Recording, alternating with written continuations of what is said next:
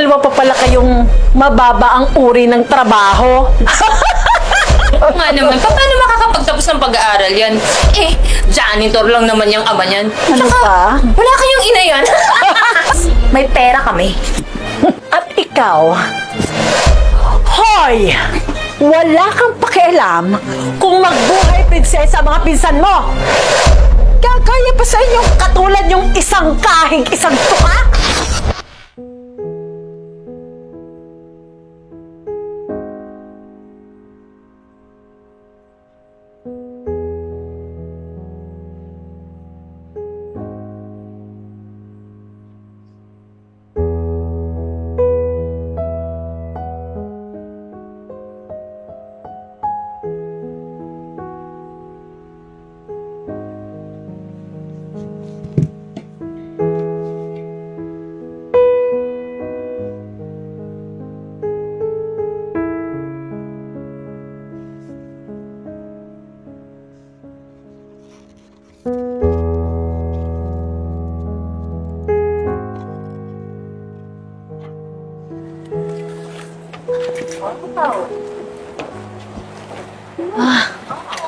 Ang ganda pala dito.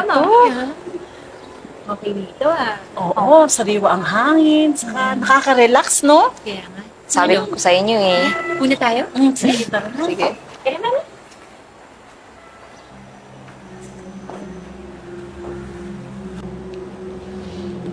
Tignan mo nga naman. Ang dating janitor ng school, janitor na sa cafe na ito. Kapatid, nag-i-improve ka na ngayon.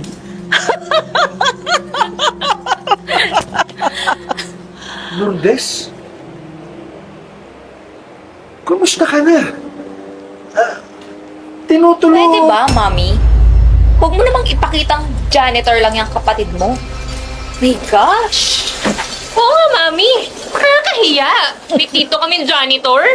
Ew. Ay, oo nga pala. Eh, bakit kasi dito nyo ako dinala? So, Hindi ko naman kasi alam na andito pala tong surot na ito. Kasi nakita ko sa Facebook, Mami, na maraming pumupunta dito sa The Container Cafe Hub dahil masarap daw ang pagkain at drinks dito. Di ko naman alam na nandito pala yan. Pasensya na kayo mga pamangkin. Umorder na lang kayo at ililibre ko kayo. pwede ba? Huwag mo nga kaming tawagin pamangkin. Wala kaming tito na janitor. Duh. Ew. Tsaka, paano mo naman kami ililibre? Baka nga kulang pa yung sinasahod mo sa orderin namin eh. Ay, naku mga anak, huwag yun na nga pagkaabalahan yan. At ikaw, pwede bang umalis-alis ka na? Nakakawalang gana ka eh. Pasensya na. O sige, tatawagin ko yung waiter. Teka, Tay, anong nangyayari po dito? Dumating kasi yung mga pinsan mo tsaka ang tita Lourdes mo. Aba nga naman. At dalawa pa pala kayo dito. Dalawa pa pala kayong mababa ang uri ng trabaho.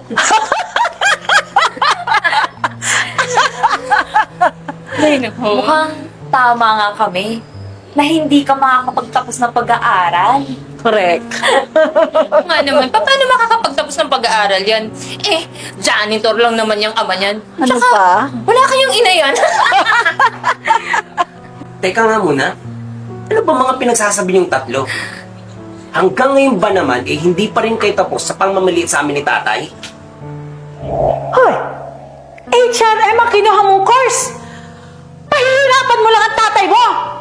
Sigurado hindi ka naman makakatapos dahil ang pinili mong course, napakamahal yan! Ang taas-taas kasi ng pangarap mo. Eh, janitor lang naman yung tatay mo. Kung ako sa'yo, huwag kang masyadong mataas mangarap. Eh, baka sa sobrang taas ng pangarap mo, bigla kang lumagapak. Tama! Rick, uto ka na nga lang. Dalit, gutom na kami!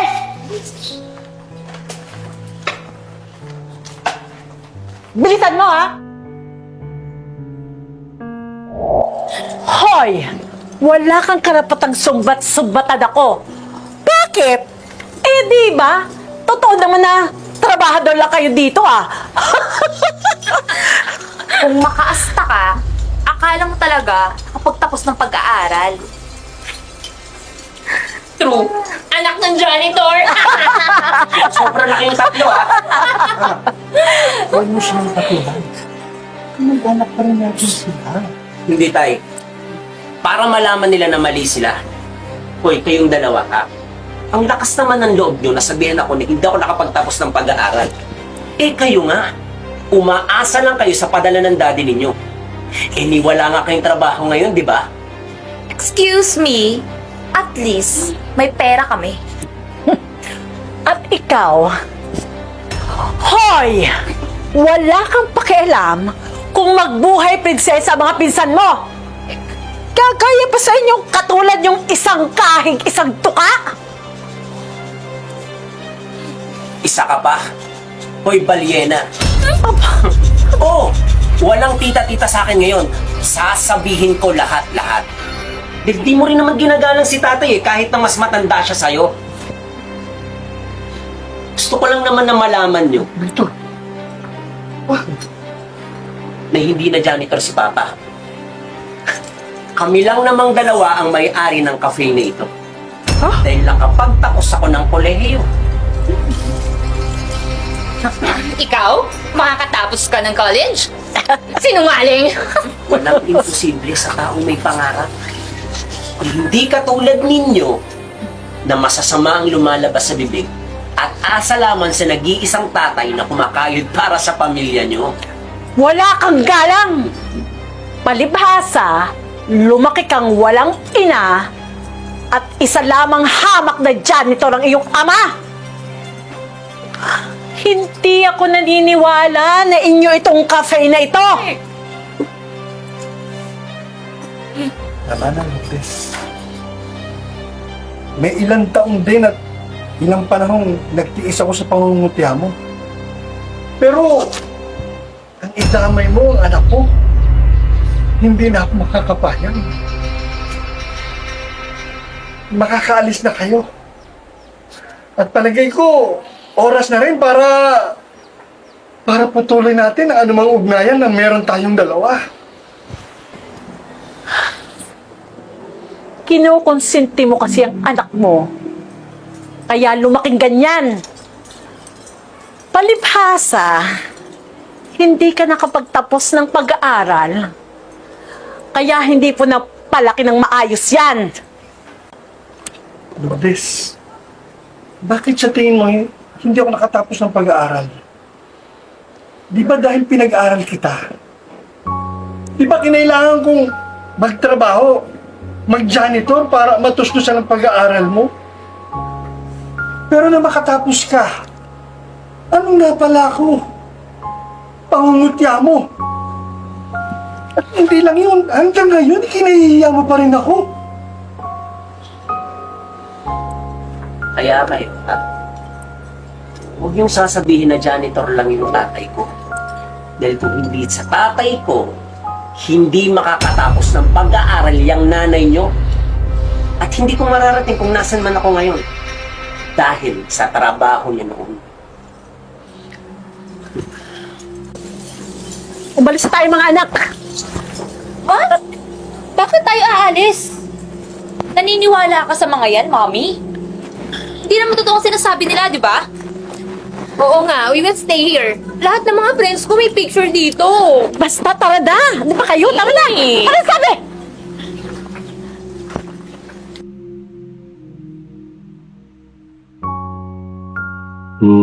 Ay.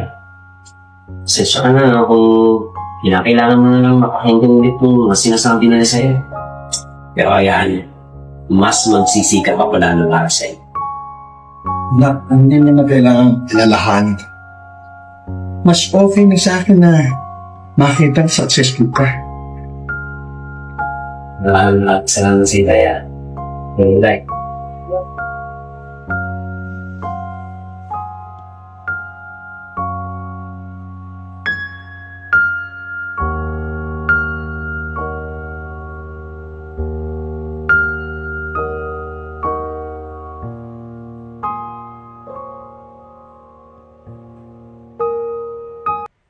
Ayan, for today's video, napakasakat napakasakat sobra. Kasi mismo kapatid pa ang magbibigay ng kalungkutan sa puso. Isipin nyo, drama man ito, pero in reality, maraming ganyan ngayon. Yung matapos mong pinag-aral, nung nagkaroon na ng trabaho, at naging mayaman na, tinalikuran kung saan siya nanggaling. Kinalimutan kung sino yung mga taong tumulong sa kanya. Kinalimutan kung wala siyang pinag-aralan ngayon nang dahil dun sa tao nang hindi narating ang kanyang pangarap dahil sa kanyang pagsasakripisyo. Kaya napakasakit. Kaya payo ko sa lahat ng mayroong pang kapatid na pinapaaral kayo ng kapatid nyo, sana huwag niyong kalimutan kung sino yung mga taong tumulong nung walang-wala kayo. Dahil hindi nyo mararating kung hindi dahil sa isang tao na nagsasakripisyo para sa inyo. Napakaganda. Diba? Napakaganda pag merong tao na tumutulong sa iyo. Kasi ako, nakakaiyak man dahil ako gusto kong makapagtapos ng pag-aaral pero wala akong masandalan. Dahil kahit pamilya ko, hindi kayang ibigay sa akin yun. Kaya kung sino pa yung pinag-aral, pinagtapos, siya pa yung hindi nakakatulong. Pero yung nagwo-working student, yung nangangaling kamot, alam niyo yan, nangangaling kamot? Alam niyo yan, search mo. Yung pinag-aaral ang sarili, siya pa yung tumulong para sa pamilya. Kaya sa akin, masakit man para sa akin dahil isa lang yung hiling ko na gusto ko makapagtapos ng pag-aaral. Dahil marami akong pangarap. Kahit hindi man ako nakapagtapos, pero hindi mawawala sa akin yung respeto at pagpakumbaba. Respeto sa nakakatanda, respeto sa mga tao. Kasi sa panahon ngayon, yung may pinag-aralan, siya pa yung walang respeto. Kaya for today's video, kung gusto ng video na ito, huwag kalimutan i-share and follow na din ako. Have a good day.